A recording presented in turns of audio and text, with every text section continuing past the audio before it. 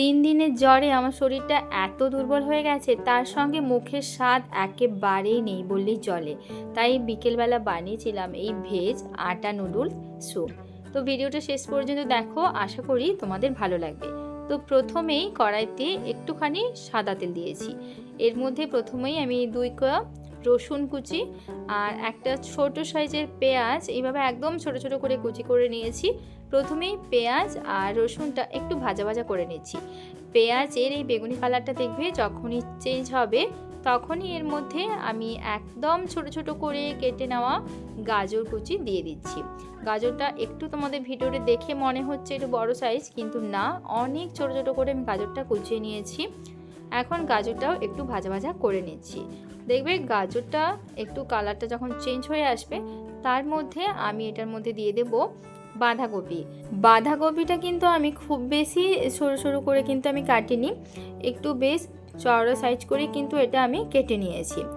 আর বাঁধাকপিটা কিন্তু অবশ্যই সব শেষে অ্যাড করবে, খুব বেশি কিন্তু এটা যাতে নরম না হয়। বাঁধাকপির এই ক্রাঞ্চি ভাবটা কিন্তু স্যুপে ভালো লাগে, আর একদম নরম হয়ে গেলে খুব একটা ভালো লাগে না।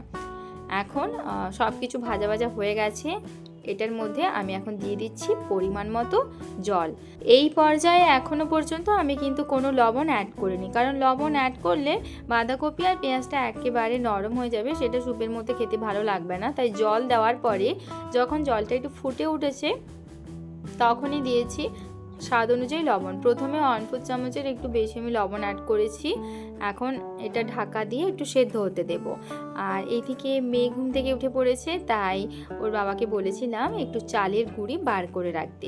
ও এখানে 2 টেবিল চামচ চালের গুঁড়ি বার করে রেখেছিল, সেটা অল্প একটু জল দিয়ে এটা খুব ভালো করে একদম মিক্স করে নিচ্ছি। তবে আমি এখানে যে ভুলটা করেছি, আমি তো আগে চালের গুঁড়ি এইভাবে ব্যবহার করে স্যুপ বানাইনি, তো আমার সেরকম আইডিয়া ছিল না। তোমরা এখানে একটু উষ্ণ গরম জল ইউজ করে এটা গুলে নেবে, তাহলে দেখবে এটা খুব একটা বেশি ডালা ডালা বাঁধবে না। নাহলে আমাকে এই ঠান্ডা জল দিয়ে মিক্স করেছি বলে আমাকে একটু টাইম লেগেছে চালের গুঁড়িটা খুব ভালো করে জলের সঙ্গে মিক্স করতে। পুরোটা আমি এখানে দিইনি মিক্সারটা, প্রথমে অল্পই একটু ইউজ করেছি। আর এটার মধ্যে এখন একটু এটাকে ফুটতে দেব। যখন এটা ফুটে উঠবে, তো এর মধ্যে আমি দিয়ে দেব আটা নুডলস। যে আটা নুডলসটা আমি মাম্মাকে খাওয়াই, সেই আটা নুডলসটা এখানে দেব। আর এখানে আরেকটু বেশি পরিমাণে আমি একটু জল দিয়ে দিলাম, কারণ দেখো কর্নফ্লাওয়ার দিলে কর্নফ্লাওয়ার কিন্তু খুব তাড়াতাড়ি ঘন হয়ে যায়, কিন্তু এটা যেহেতু চালের গুঁড়ি, তো ঘন হতে একটু টাইম লাগবে। আরও বেশ কিছুটা লবণও অ্যাড করেছি তোমরা দেখলে। তো টোটাল আমি 1/2 চামচের একটু বেশি এখানে লবণ অ্যাড করেছি। আর আটা নুডলসটা দিয়ে দিলাম। এই আটা নুডলসটা আমি মামামকে নর্মালি সেদ্ধ করে খাওয়াই, তো স্যুপের মধ্যে ওটা দিলাম। আর এখানে আমি গ্রিন চিলি ইউজ করতেই পারতাম, বাট মাম্মা যেহেতু খাবে আমার সঙ্গে, তো সেই জন্য আমি এখানে 4টে গোলমরিচ না রোস্ট করেই ওটা হামাদিস্তাতে একটু গুঁড়ো করে নিয়েছি, সেটা এখানে অ্যাড করলাম।